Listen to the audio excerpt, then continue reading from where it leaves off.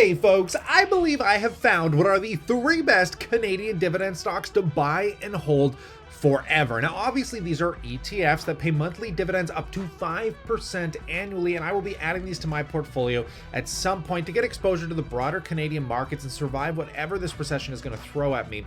Now, we're going to break down the components of these ETFs, their total returns over the last 5-10 years, the dividend returns, the dividend growth, and everything else in between. If that's a conversation you'd appreciate, hit that like button, folks, because these ETFs are going to take out the stress of the market bipolar volatility. Because if you follow influencers like I do, the likes of me, Kevin, literally today posting a video, the bottom of the market crash, explaining to him why he thinks the bottom is coming very soon. And then we're also getting Everything Money, other influencers I follow, saying, warning, sudden crash coming. This can make you lose your freaking mind, and probably what led to people jumping off banks in the 08 financial crisis. But I promise you, if you follow these ETFs, you're not gonna have to worry about any of this. As the market drops, you can set up drips, your yields will just grow exponentially into your retirement, while also alleviating a lot of the fear of any future recessionary environments. I should shout out that this video is brought to you by my portfolio tracking spreadsheets. If you guys want to bring your TFSA, RSP, all your accounts into one place, come grab one of these portfolio trackers. You buy one, you get one for each platform,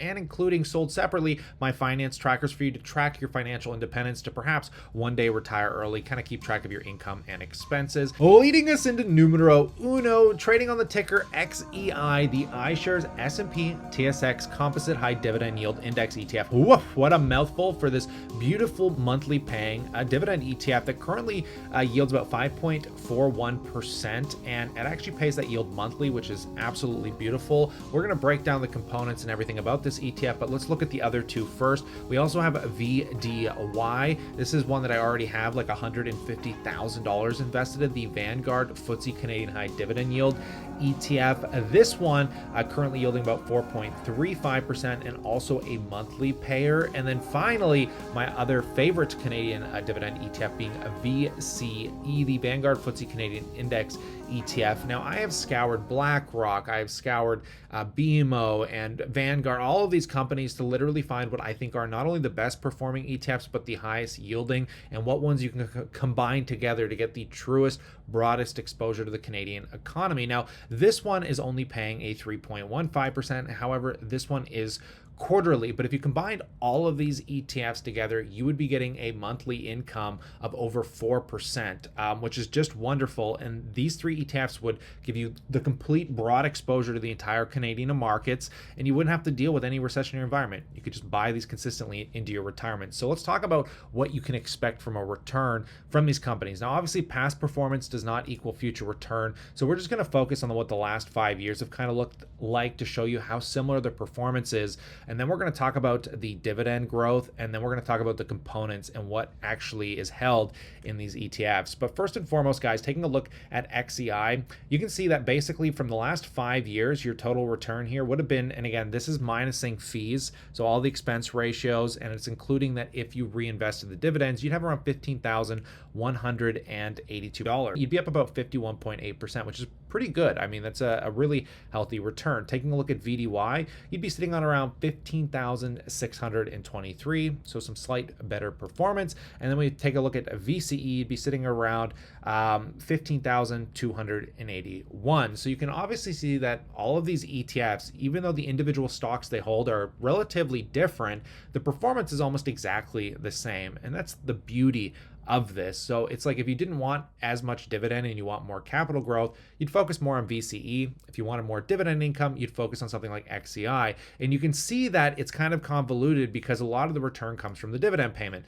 Because you can see the VCE on the 5-year return has been about 32%, and we can see XEI has only been 19%. But we're talking about a difference between those two ETFs of over 2% on the dividend. So if you take 5 years, times that by 2% on the dividend, and obviously you'd end up with an extra 10% return here for XEI, whereas you don't get that extra bit from the dividend in this one here. So kind of, it's just really interesting that the returns are almost exactly the same. So taking a look at the dividend income, XEI on the monthly payments, it's been hovering between 8 and 9 cents for mostly the last 5 years, but as of recently, it's jumped up to between 10 and 11 cents on a monthly basis, which is very cool, very intriguing. So we are getting some growth there. VDY is a lot more volatile in its dividend payment because I think it's it's much more concentrated, which we'll see in the components. And I think that concentration leads to month over month extreme volatility. But the dividend, back 5 years ago, going from 7 cents to roughly 19 cents on the higher end to today, where we can see it narrowing and being a lot more stabilized, with the lowest dividend being around 12 cents,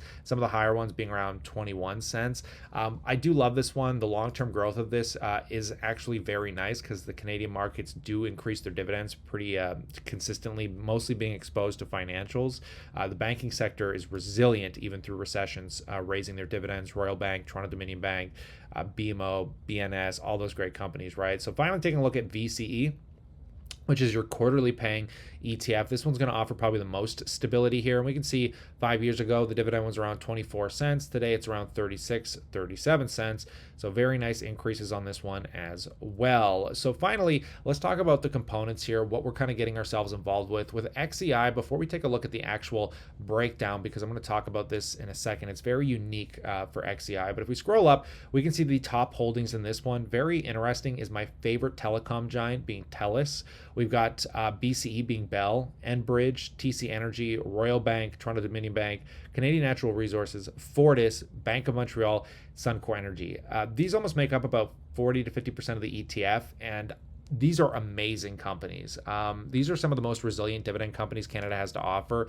But if we continue to go down the list and just take a look at what else we have in here, we continue to have some banks, things like Manulife. But what gets really intriguing is farther down the pipeline, I start noticing real estate investment trust, which is something lacking in these other ETFs, because we got RioCan in here. If we continue on a little farther, you can see there's Granite Real Estate Investment Trust. REITs are historically really high yielding, and it's nice to balance them in here. And taking a look at that balanced performance, we can see that REITs typically don't make up a huge percentage, only 6.64%, but it's nice having that, because you don't see that across any of these other ETFs. But financials making up about 30%, energy at 28%, and utilities at about 16%, being the largest exposed investments in this ETF. So moving on to VDY, which I've talked about a lot on this channel, we can see we got Royal Bank, and this is way more concentrated because, again, incomparable to XEI, the largest position in here is TELUS at only 5.3%, whereas in VDY, the largest position is Royal Bank at 14%, next to Toronto Dominion at 12%,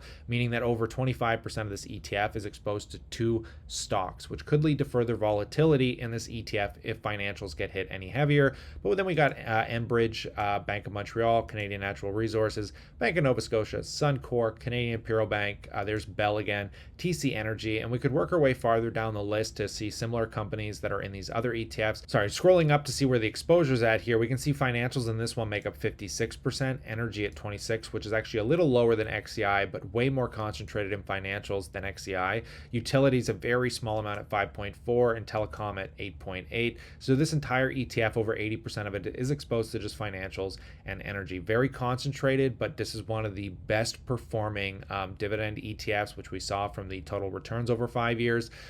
So again, with concentration tends to lead to outperformance, but a lot more volatility. And then finally, VCE, which is your broad market exposure. This one not focused as heavily on dividend stocks. It is just the broader Canadian markets. We can see the top holdings make up Royal Bank, Toronto Dominion Bank, and that's 7%, so much less concentrated than VDY. These two only making up about 16% of the entire ETF. You got Enbridge, Canadian Pacific Railway, Canadian National Railway. The railways are very resilient here, but I think Buffett even has some exposure from Berkshire Hathaway. The billionaire Warren Buffett loves these as well. Got Bank of Montreal, Canadian Natural Resources, Bank of Nova Scotia. You got things like Shopify, Brookfield Corp. This ETF is more or less weighting these companies based on how big their market caps are. So the biggest companies in Canada, the largest one is Royal Bank, next to Toronto Dominion and Bridge. So it's just weighting them based on what are the actual largest companies here in Canada. And taking a look at how Canada's kind of broken down. Again, financials very concentrated here at 40%, but unfortunately, well, I wouldn't say unfortunately, because the Canadian banks are super resilient, but the Canadian economy is mostly made up of banks, so it's no surprise that it's about 40%. Energy at 17.7, lower than the actual other two ETFs. Basic materials at 9.9, industrials at 8.7, technology at 6.1, consumer discretionary at 5.8, telecom at 5, utilities at 3.5, and you can see, again, no real estate exposure. The only thing I like about this ETF is getting exposure to the tech companies. And it wasn't that long ago that Shopify was the largest company in Canada next to Royal Bank. So it'll be nice that if technology continues to excel and we see these companies come back in the future, at least you'll have some exposure to them in these ETFs. But I think these 3 ETFs are absolutely amazing. They give very similar performance across the board. Buying all 3 of them would give you insanely amazing broad diversification to survive any recessionary environment, and you'll collect a monthly dividend, guys, of over 4%. I don't think it gets better than that in a market like this if you don't want to give up future returns in a suppressed market. A lot of people turning to GICs, bonds, savings accounts, but again, in suppressed markets, if you got a long-term time horizon, you want to get those yields locked in while they're high, and they're still going to grow over time. But I'll pass that question off to you. I'd love to know what you think in that comment section below.